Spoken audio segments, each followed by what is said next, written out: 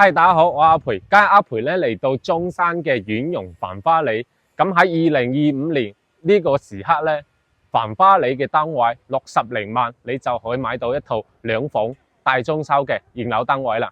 咁啊，繁花里咧，應該大家都非常之熟悉嘅神灣嘅一手屋苑嚟嘅。個屋苑咧，佢亦都係一個大型社區。而家起到公園組團，總共有57座嘅。咁啊，中間有別墅區。出邊咧有商業街，咁啊呢度咧亦都有高層嘅住宅用房。咁啊，今日咧我哋會去翻佢哋最後57座嗰度睇一套2房單位，係一套高樓層26樓嘅。咁啊呢套單位嘅話咧，講緊總價，佢哋報出嚟咧就係68萬，加3萬蚊咧可以送埋產權車位啊。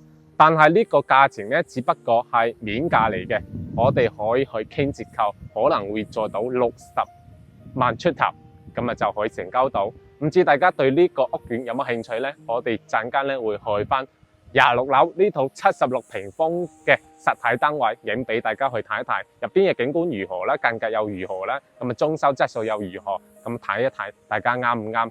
啊呢個屋苑嘅話咧，佢嚟翻去香港咧係非常之方便嘅，因為呢個屋苑咧自身帶有香港嘅直通車，咁10零蚊嘅車飛啦。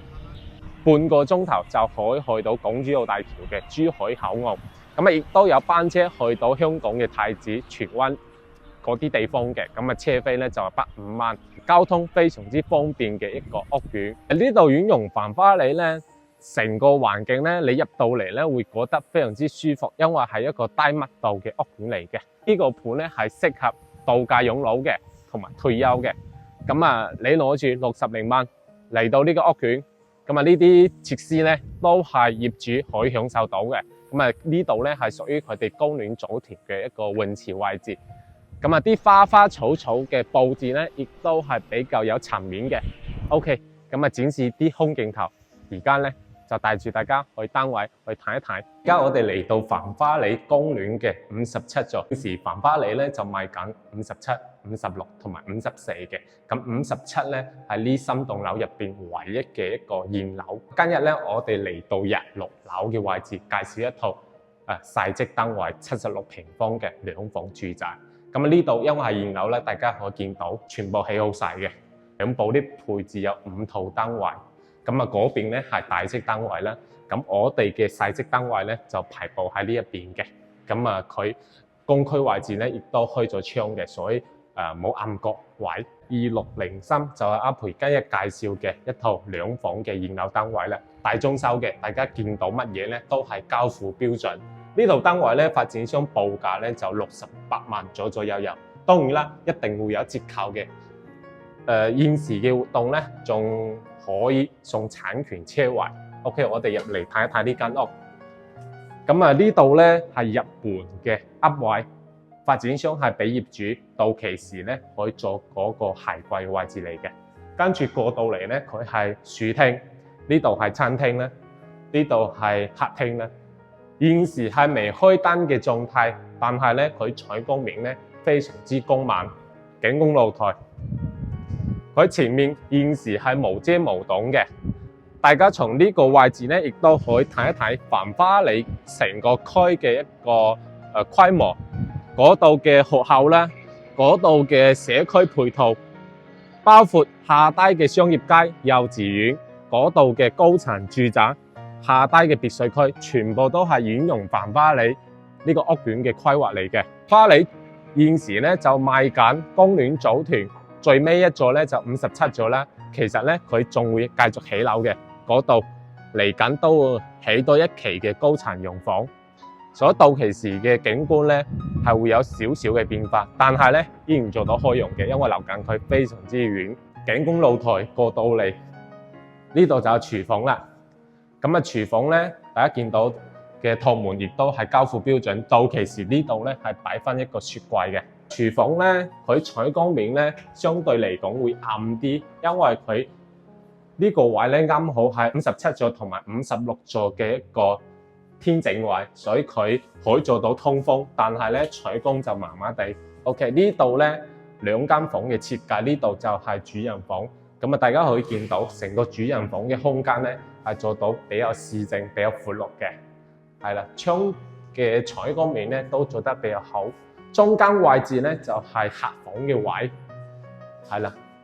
咁啊，客房雖然話佢嘅窗開得比較細，但係都可以保證到佢嘅一個採光面。洗手間嘅位置有個通病，都係採光做得唔夠好，但係通風係冇問題嘅，因為都係57同埋56嘅一個天井位置，所以佢採光咧會做得麻麻地。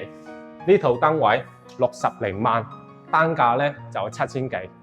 繁花里現時2025年咧就做緊呢個價錢。OK， 咁啊會有其他嘅單位咧，會有更加大積嘅，單價都係7000幾一平方。咁 OK， 而家去嗰度睇一睇有冇更加筍嘅單位介紹俾大家。OK， 而家我哋嚟到繁花里公園嘅54座，咁啊54座咧而家都係賣緊嘅，咁啊係兩部啲配置有4套單位。不過54座嘅話咧，佢收樓日期咧就係2025年，即係今年咧嘅年底先至去收樓嘅。兩梯4伙嘅單位，佢嘅單位係咁樣排布嘅。咁啊呢度係89平方咧，呢隻咧就100平方，嗰度咧係107平方，跟住咧仲會有一間最大積119平方嘅。呢套89平方相對比頭先嗰套76平方咧，佢係面積會大啲，但係都係做到一個洗手間嘅。呢度係做到3房，入門都係會做一個凹位，預留咗一個鞋櫃位置啦。同樣都係主廳嘅設計。54座嘅89咧，佢係朝西向嘅，所以現時嘅時間咧，下晝咧，佢會非常之光猛，因為有少少西斜。景觀咧，大家可以望下呢度係景觀露台，景觀都係無遮無擋嘅，望翻我哋嘅西江景色，係啦。咁啊，下邊係農田。呢套單位嘅話咧，總價大家可以計單價7500蚊一平方，都係帶埋裝修嘅。咁啊，呢度係廚房咧，咁啊廚房咧就冇暗角嘅，係啦，依然可以做到咁光猛嘅。OK， 咁啊睇一睇房間，房間咧就3房一個洗手間。咁啊呢度係公共洗手間啦，呢度係客房。呢度亦都係一間客房嘅位置，咁啊景觀同我哋景觀露台一樣，深開間朝西嘅，呢度係主人房。咁如果大家想要大積啲，一個洗手間唔夠用咧，我哋就可以去隔離嗰套去睇一睇。入邊咧係做到2個洗手間，佢嘅建築面積咧係做到100平方嘅。咁啊呢間嘅總價咧大概80萬，你就可以買到。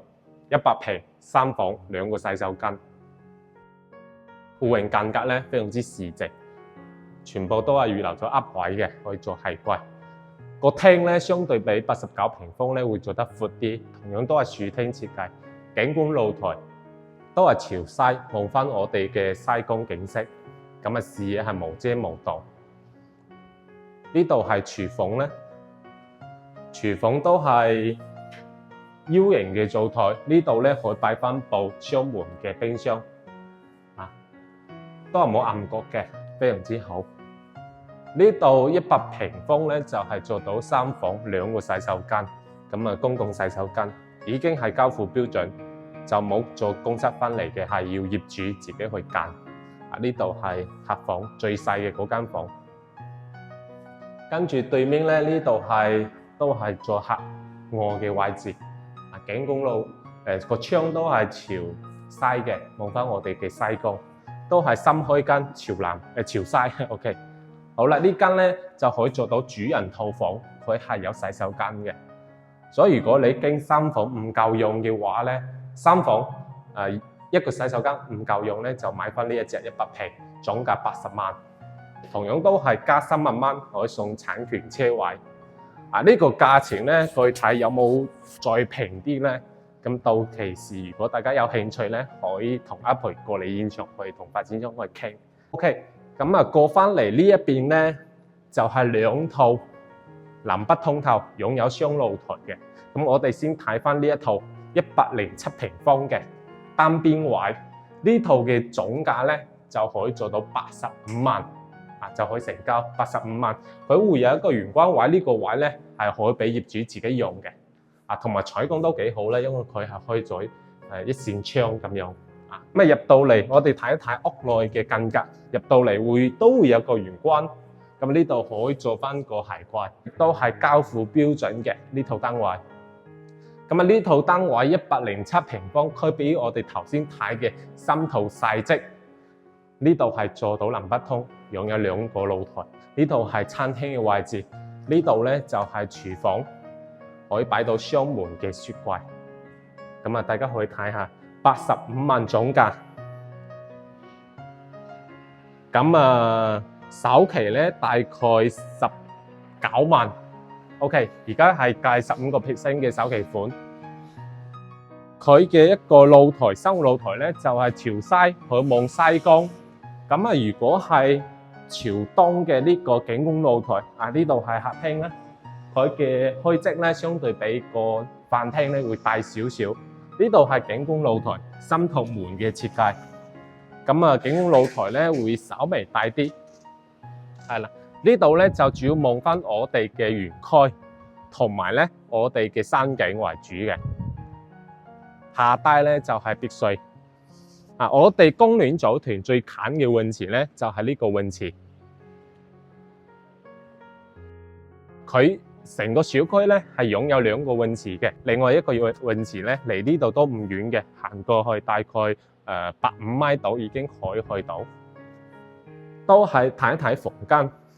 咁如果大家中意南北通透嘅單位咧，就可以揀翻呢一套107平方，總價咧85萬。呢度洗手間係做到公室分區嘅。咁呢度同樣都係3間房嘅設計。呢度朝西望翻西江嘅客房，係啦。咁空間間隔都係比較四正，空間都係 OK 嘅。呢度咧就係第2間房。望翻園區嘅呢間咧就係主人套房，朝西啦，所以佢非常之光猛。咁呢度係洗手間，帶咁樣嘅裝修，啲品質用材用料都 OK 嘅。咁而家咧我哋去翻我哋54座，睇翻一套最大積，成棟樓最大積119平方嘅，都係做到南北通透，都係單邊位。而呢一套119平方咧，發展商就做咗家私嘅擺設，係啦。呢套咧總價大概喺90零萬左右嘅，係啦，都係會有個位可以俾呢間單位自己業主自己去使用翻，跟住佢都係開咗窗嘅，所以無論採光定係通風都係冇問題嘅，係啦。OK， 咁入到嚟咧，因為係創意用品間，所以發展商係改咗啲位嘅。咁交付咧就係雙開門嘅設計咧。呢度咧就原本咧係有埲牆嘅，跟住有個凹位可以做鞋櫃。發展商嘅打造咧，佢係做到一個開放式嘅廚房，咁樣間咧會靚仔啲，成間屋咧會空間嚟講咧會更加強啲。係啦，呢度係我哋嘅飯廳，跟住都係做到南北通透，擁有雙露台。咁呢邊係朝西，都係望翻田園景啦，同埋我哋嘅西江嘅。而家係25樓嘅位置，係啦，越高層咧係越貴。呢套咧總價90零萬，如果低層咧90萬都可以做到。具體咧我哋再過嚟同發展商去落實嗰個實價。係啦，呢度係客廳啦，咁景觀露台，佢嘅間隔同我哋嘅107平方嗰間咧就差唔多一樣，個大廳嘅位置。係啦，呢度同樣都係望山景啦，同埋我哋嘅園區嘅，跟住下低都係別墅。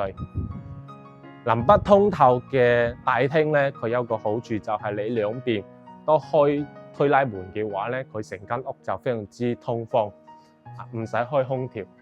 咁119同107平方唔同嘅地方咧，佢係多咗一間房嘅。呢度係公室分區嘅洗手間。咁過到嚟咧，呢度係會有4間房嘅。咁其中咧，佢發展商咧就將呢2間房咧就拆咗埲牆，做到一個工作室咁嘅樣，非常之享受咁樣嘅一個設計。咁其實裝修用咗啲心思咧，你入到嚟你間屋咧，確實會靚仔好多。咁90零萬樓價裝修咧，你可以攞出10幾萬又好，20零萬又好，都可以裝到非常之好嘅效果。呢度係主人房咧，主人房朝西，咁景色好靚，但係會有少少嘅西斜。跟住呢度做衣櫃、梳妝台，跟住呢度咧就係洗手間，大家可以睇一睇。咁遠洋繁花里咧，2025年因為競爭到幾大，所以價錢咧又降咗些少，加3萬蚊又可以送到產權車位，包括咧而家成個地產界競爭都幾大。同我哋公司成交嘅話咧，我哋會有非常之豐富嘅額外嘅回贈俾到你嘅。咁希望你買得平啲，我哋都有生意去做，係啦。OK， 咁如果大家對繁花里有興趣嘅話，不妨咧聯絡翻阿培過嚟睇一睇。OK， 下集再見，拜拜。